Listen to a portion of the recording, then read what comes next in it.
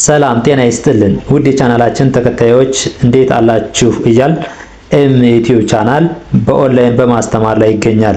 የምናስተምረው አማርኛ፣ እንግሊዘኛ፣ ሂሳብ እና እንዲሁም ሌሎችን የትምህርት አይነቶች ሲሆን በየትኛውም ሀገር ሆናችሁ በኦንላይን መማር መከታተል የምትፈልጉ ታች ቪዲዮ ላይ ባስቀመጥነው ስልክ በኢሞ፣ በዋትስአፕ፣ በቴሌግራም ሃሎ ይበሉን፣ ይደውሉልን፣ መማር መከታተል ይችላሉ። ወደ ቻናላችን ተከታታዮች እንዴት አላችሁ? በያላችሁበት ሰላማችሁ ይብዛ እያል ዛሬ ደግሞ በድጋሚ የቃላት ምስረታ በአራተኛ ፊደሎች የቃላት ምስረታ ይዘንላችሁ መጥተናል።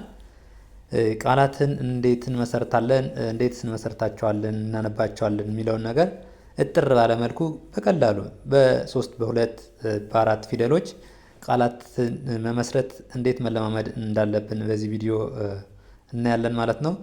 ከዛ በፊት ለቻናሉ አዲስ ከሆናችሁ ላይክ፣ ሼር፣ ሳብስክራይብ እያደረጋችሁ አማርኛ መማር መጻፍ ማንበብ ለሚፈልጉ አድርሱልን።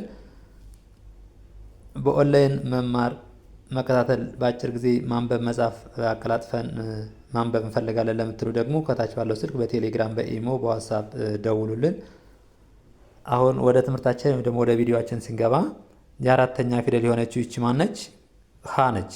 ሀ ሁ ሂ ሀ ሀ በሀ ቃላትን ስንመሰረት ይቺ ማነች? ሀ። ይቺ ደግሞ ከየቤት ስድስተኛ ፊደል ይ ብለን የምናነባት ይ። ይቺ ደግሞ ል። ይቺ ማናት? ሀ። ይቺ ይ፣ ይቺ ል። በአንድ ላይ ስናነበው ሀ ይ ል ምን ይሆናል? ኃይል ይሆናል ማለት ነው። ይቺስ ሀ። ይቺ ደግሞ ከሳ ቤት አራተኛ ፊደል ሳ ብለን የምናነባው።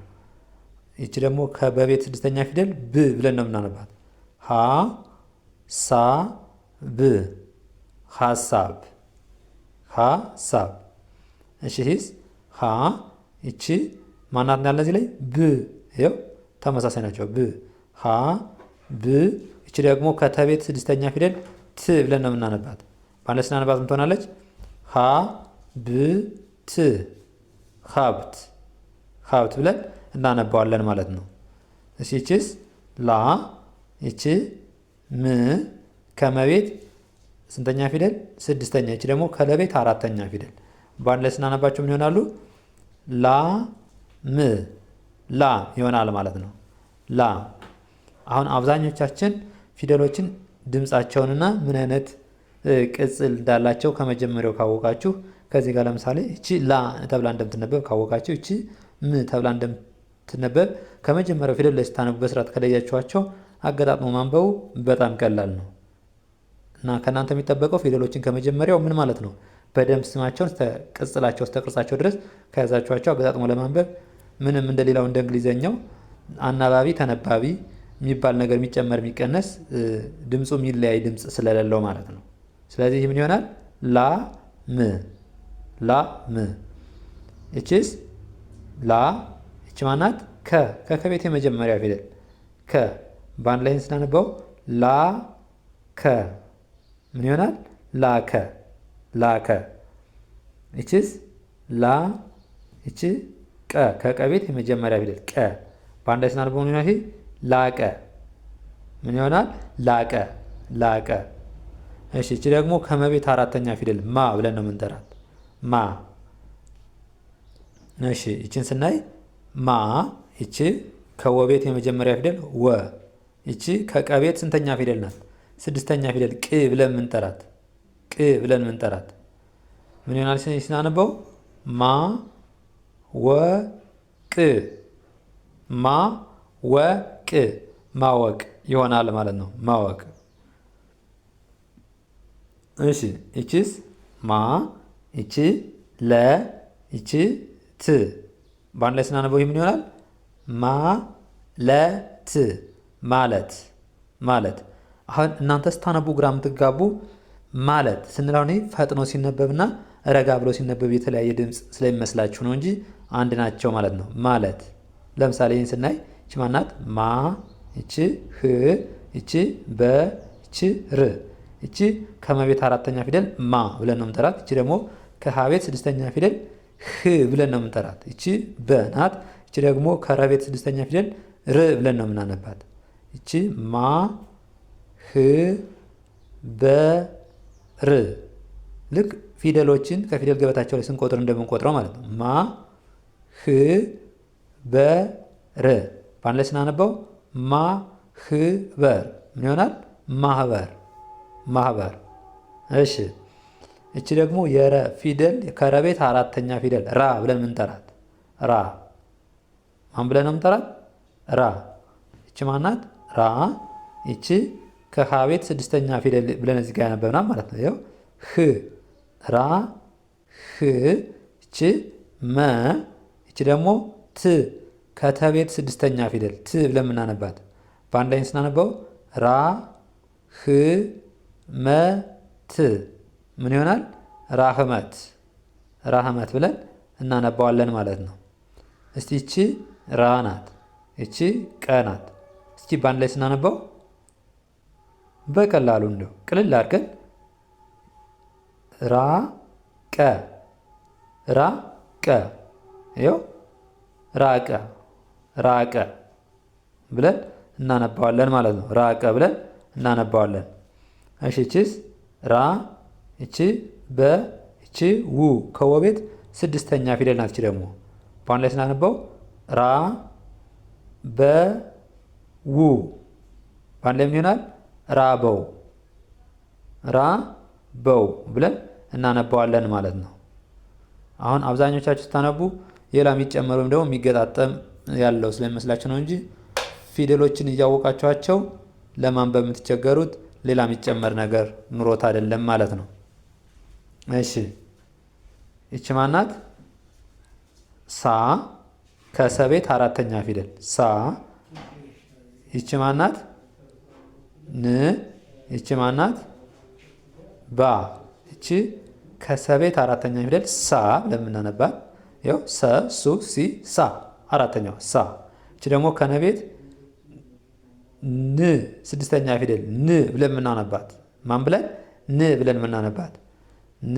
ይቺ ደግሞ ከበቤት አራተኛ ፊደል ባ ብለን ነው የምናነባት። ስለዚህ ስናነበው ምን ይሆናል? ሳ ን ባ ሳምባ ምን ይሆናል? ሳምባ ሳምባ ሳንባ ሳንባ ብለን እናነባዋለን ማለት ነው። እሺ እቺስ እስኪ እነዚህ እቺ ለምሳሌ ሳ ናት፣ እቺ ቀ ናት። እስኪ በአንድ ላይ በጣም በቀላሉ ምን ብላችሁ ማንበብ ትችላላችሁ? ሳ ቀ ሳቀ። ይኸው ሳቀ ሳቀ ሳቀ ብላችሁ ማንበብ ትችላላችሁ ማለት ነው። እቺስ ሳ። እቺ ከረቤት ስድስተኛ ፊደል ር ብለን ነው የምናነባት። ለምሳሌ ተሰስተን እችን እንደ መጀመሪያ ፊደል ረ ብለን ብናነባት ሳረ ብሎ ወይም ደግሞ ትርጉም አይኖረውም ማለት ነው። ስለዚህ ትክክለኛ ከረቤት እንደሆነች አውቀን ድምጿን ማን ብለን እንደምትነበብ ካወቅናት ይኸው ሳ እቺ ር ሳር ሳር ምን ይሆናል? ሳር ሳር። እሺ እቺስ ሻ። እቺ ማ። እቺ ከሸቤት አራተኛ ፊደል አብዛኞቻቸው ምን ናቸው? እግራቸው አጠር አጠር ያሉ ናቸው ማለት ነው። ስለዚህ ሻ። እቺ ማ በአንድ ላይ ስናነበው ምን ይሆናል? ሻማ ሻማ ሻማ። ይቺስ ሻይ ሻይ ሻይ። ይቺ ከየቤት ስድስተኛ ፊደል ይ ብለን የምናነባት ሻይ ብለን እናነባዋለን። ሻይ ብለን እኛ ውስጥ ሻ። ይቺ ን ከነቤት ስድስተኛ ፊደል ን ሻ ን። ይቺ ደግሞ ከጠቤት ስንተኛ ፊደል ናት? አራተኛ ፊደል። አራተኛ ፊደሎች እግራቸው አጠር ይላል ብለን መለያ መንገድም ስለሚሆንም ማለት ነው። ሻ ን ጣ ምን ይሆናል? ሻ ን ጣ ሻንጣ ሻንጣ ብለን እናነባዋለን። ይቺስ ቃ ናት። ከቀቤት አራተኛ ፊደል ቃ ብለን ነው የምንጠራት። ቃ። ከነዚህ መካከል አሁን ካየናቸው በእያንዳንዳቸው ሁለት ሁለት ሶስት ሶስት ምሳሌ እየሰራን የመጣን እንጂ በጣም ብዙ ቃላትን መመስረት ይቻላል ማለት ነው። ብዙ ቃላትን መመስረት ይቻላል። ይቺ ቃ ናት። ቃ። ይቺ ል ከለቤት ስንተኛ ፊደል? ስድስተኛ ፊደል። በአንድ ስናነበው ምን ይሆናል? ይሄ ቃ። ይቺ ል በአንድ ላይ ቃል ቃል። እሺ ይቺስ ቃ ይቺ ብ ከበቤት ስድስተኛ ፊደል ይቺ ደግሞ ከደቤት ስድስተኛ ፊደል ይቺ ማናት? ቃ ይቺ ብ ይቺ ድ በአንድ ላይ ቀብድ ቀብድ ቀብድ። እሺ ይቺስ ቃ ይቺ ላ ይቺ ት በአንድ ላይ ቃ ላ ት ብለን እናነባዋለን። ቃላት ቃላት። ከዚህ በኋላ ደግሞ እነዚህን አንብበን በሙሉ ከጨረስን በኋላ እነዚህን ደግሞ አገጣጥመን ምን ማድረግ እንችላለን? አረፍተ ነገር ወይም ደግሞ ሀረግ መስረት እንችላለን። ብዙ ረጅም ጽሁፍ እነዚህን ከአነበብን በኋላ መጻፍም ማንበብም አይከብደን። ምክንያቱም እነዚህ ፊደሎች ተገጣጥመው በአንድ ላይ ተሰባስበው እንጂ የሚሰጡን ሌላ የሚጨምርባቸው ነገር ስለሌለ ማለት ነው። ቃላት ቃላት። ይቺስ ከበቤት አራተኛ ፊደል ባ ብለን ነው የምናነባት። ባ እዚህ ላይ ባ ይቺ ን ይቺ ክ ከቤት ስድስተኛ ፊደል ክ ብለን የምናነባት ባ ን ክ ባንክ ባንክ። እሺ ይቺስ ባ ይቺ ህ ይቺ ል በአንድ ላይ ምን ይሆናል? ባ ህ ል። እስኪ ባ ይቺ ህ ይቺ ል ባህል ምን ይሆናል? ባህል ባህል።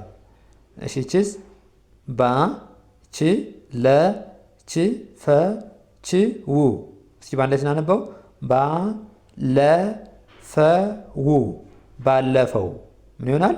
ባለፈው። እንደዚህ እያደረጋችሁ በጣም በቀላሉ በትንሾች ቅልል አድርጋችሁ ብዙ ወይም ደግሞ በብዙ ፊደሎች ሳይሆን በትንሽ በሁለት በሶስት ፊደል ቃላትን እየመሰረታችሁ ለማመዳላችሁ ቀስ እያላችሁ ደግሞ በሂደት ትልልቅ አረፍተ ነገር ድረስ ወይም ደግሞ ትልቅ ንባብ ድረስ መለማመድ ትችላላችሁ ማለት ነው። ለዛሬ ዘንላችሁ የመጣን ቪዲዮ ይህን ይመስላል። በሌላ ጊዜ እስከምንገናኝ መልካም ጊዜ፣ ሰናይ ቆይታ